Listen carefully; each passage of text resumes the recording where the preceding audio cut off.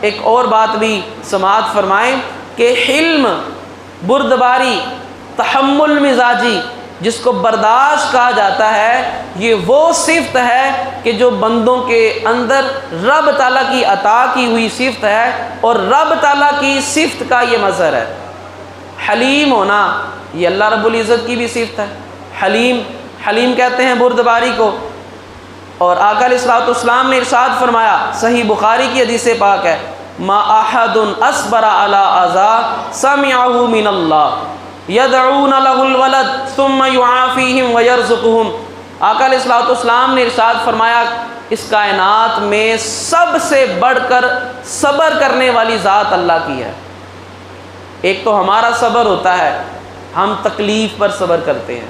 کوئی چیز ہم سے چھوٹ جائے، ہم سے دور ہو جائے، نقصان ہو جائے، اس پر ہم صبر کرتے ہیں۔ ہمیں جسمانی تکلیف پہنچتی ہے، اس پر واویلا نہیں کرتے، صبر کرتے ہیں۔ ایک یہ ہے بات، حضور نے فرمایا سب سے بڑھ کر صبر کرنے والی ذات اللہ کی ہے، اس کی صفت ہے ان اللہ غفور حلیم۔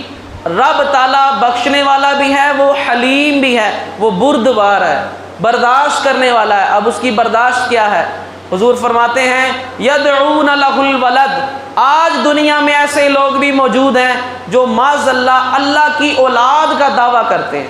جو کہتے ہیں معاذ اللہ عیسیٰ اللہ کا بیٹا ہے، یہودی کہتے ہیں عزیر معاذ اللہ کے بیٹے ہیں، اور جو مشرکین تھے مکے کے وہ کہتے تھے کہ فرشتے اللہ کی معاذ اللہ بیٹیاں ہیں۔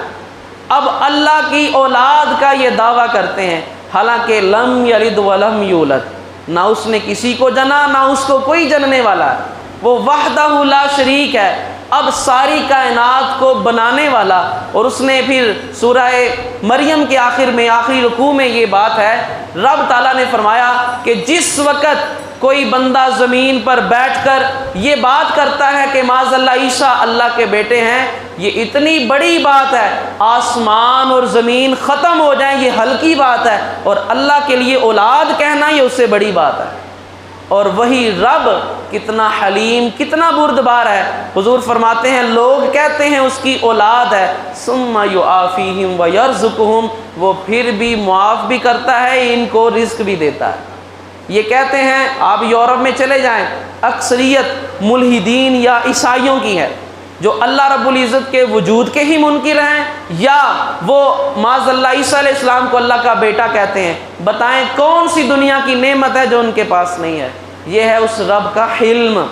یہ ہے اس رب کی بردباری کہ وہ سب کچھ برداشت کر کے، درگزر کر کے بندوں کو رزق دیتا ہے، رزق نہیں روکتا۔ ہاں آخرت میں جب معاملہ ہوگا تو اس کی رحمت صرف اور صرف بندہ مومن کے لیے ہوگی۔ دنیا میں مومن کو بھی دیتا ہے، کافر کو بھی دیتا ہے۔ اور آقا علیہ الصلوۃ والسلام نے تسلی دیتے ہوئے ارشاد فرمایا، حضور نے فرمایا کہ اگر ایک اس دنیا کی اہمیت اللہ کے نزدیک مچھر کے پر جتنی ہو یا مکھی کے پر جتنی ہو، کتنا وزن ہوتا ہے؟ کبھی مکھی کا یا مکھی کا جو پر ہے اس کا وزن کریں تو میں سمجھتا ہوں کہ وہ کتنا گراموں کا، وہ کتنا لاکھواں یا کتنا حصہ ہوگا کہ کہاں جا کر اس کا وزن نکلے گا۔ حضور فرماتے ہیں اللہ کے نزدیک اس دنیا کی اہمیت مکھی کے پر جتنی بھی نہیں ہے۔ اگر اتنی بھی عزت ہوتی اللہ کے نزدیک، اس دنیا کا اتنا بھی مقام یا اس کی اتنی بھی ویلیو ہوتی، اللہ کسی کافر کو ایک گھونٹ پانی کا بھی نہ دیتا۔ لیکن کیوں دے رہا ہے؟ اس کے نزدیک اہمیت ہی نہیں ہے۔ یہ دنیا اسے بھی دیتا ہے جس سے وہ محبت کرتا ہے، دنیا اسے بھی دیتا ہے جو اس کا مغضوب یا ناپسندیدہ بندہ ہے، لیکن جنت اس نے صرف پسندیدہ بندوں کے لیے رکھی ہے۔ تو یہ دنیا کا مل جانا، ہم بعض اوقات احساس کم تری کا شکار ہو جاتے ہیں، اور ایسے ایسے بندے بھی دیکھیں، یار میں تو 5 وقت کی نماز پڑھتا ہوں، آپ کے کہنے پر نماز بھی شروع کی، سارے کام کرتا ہوں، فلاں بندہ اس نے کبھی نماز بھی نہیں پڑھی، اس کے بعد اتنا زیادہ ہے، اور میری پریشانیاں ہی نہیں جاتی، میرے معاملات ہی درست نہیں ہوتے، اور ہم پھر عبادت کا وہ صلہ جو ہے وہ ظاہراً دنیا کے اندر اس کا مطالبہ کرتے ہیں، اور پھر موازنہ کرتے ہیں، اپنی نمازوں کے بدلے میں دنیا مانگتے ہیں۔ تو اکثر یہ چیز ہمارے درمیان دیکھی گئی ہے، یہ نمازیں پڑھنا، اللہ کی عبادت کرنا، اس کا مطلب تو پھر یہی ہوا میں نے مکان لینے کے لیے نمازیں پڑھنی شروع کی، میں نے اچھا کام شروع کرنے کے لیے یا اپنی سیلری بڑھانے کے لیے یا اپنا کاروبار بڑھانے کے لیے عبادت شروع کی ہے، پھر میں نے اس رب کے لیے تو نہیں کی، میں نے اس کے حکم کی فرما برداری کے لیے تو نہیں شروع کی، میں نے تو اپنی لالچ میں کی ہے۔ نماز بھی پڑھی تو مانگی دنیا، حالانکہ نماز تو اس رب کا قرب دیتی ہے، نماز تو اس رب کی معرفت کے لیے پڑھنی چاہیے، نماز تو اس رب کو راضی کرنے کے لیے پڑھنی چاہیے۔ اور وہ یہاں پر مجھے وہ قول یاد آتا ہے حضرت بایزید بسطامی رحمۃ اللہ تعالی علیہ کا، وہ اللہ والوں کی باتیں بھی بڑی اعلیٰ اور عجیب ہوا کرتی ہیں۔ آپ فرماتے ہیں میں نے جتنی بھی اپنے رب کی عبادت کی ہے، قیامت والے دن میرا رب مجھے سامنے کھڑا کر کے ایک بار صرف یہ کہہ دے یا عبدی، اے بایزید تو میرا بندہ ہے، اس کے بعد مجھے اپنی عبادت کی کوئی جزا نہیں چاہیے، اگر میرا رب مجھے جہنم میں بھی پھینک دے مجھے کوئی پرواہ نہیں، بس وہ ایک مرتبہ یہ کہے کہ تو میرا بندہ ہے، میں تو ساری زندگی کہتا رہا ہوں میں تیرا بندہ ہوں، بس میری عبادت کا مجھے اتنا سا صلہ چاہیے، میرا رب بھی مجھے اپنا بندہ بنا لے۔ یہ عبادات اس لیے کی جاتی ہیں، ہم ان عبادات سے بھی اللہ سے وہ دنیا مانگتے ہیں جس دنیا کے بارے میں رب نے فرمایا متاع الغرور، یہ دھوکے کا سامان ہے،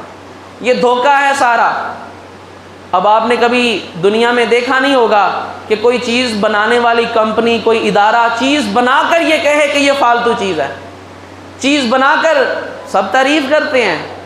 وہ چیز خراب بھی ہوگی تو بیچنے والا کہے گا بڑی اعلیٰ چیز ہے، آپ ایک دفعہ استعمال کریں آپ کو پسند آئے گی، ناکارہ چیز کی بھی بیچنے والا بندہ اس کی تعریف کرتا ہے، لیکن یہ رب ہے کہ جس سے بڑھ کر کوئی سچا نہیں ہے، یہ رب کی ذات ہے جس سے بڑھ کر کوئی حق بیان کرنے والا نہیں ہے، اس نے بنا کر ہمارے سامنے رکھ دی، اس نے کہا یہ دھوکے کا سامان ہے، اور تمہیں اس لیے پیدا کیا ہے تاکہ دیکھوں اس دھوکے کی طرف کون جاتا ہے، میری طرف کون آتا ہے۔ یہ جنت کے معاملات کوئی اتنے آسان معاملات نہیں ہے، ہم نفس کی بھی مانی جائیں، ہم نفس کی پیروی کرتے جائیں، ہم شیطان کے بھی پیچھے چلتے جائیں اور امید جنت کی لگا کر بیٹھے ہوئے ہوں، یہ معاملات ذرا سخت معاملات ہیں۔ اس رب نے پیدا کیا ہے جس مقصد کے لیے ہمیں پیدا کیا ہے، اس مقصد کی طرف ہمارا جانا بھی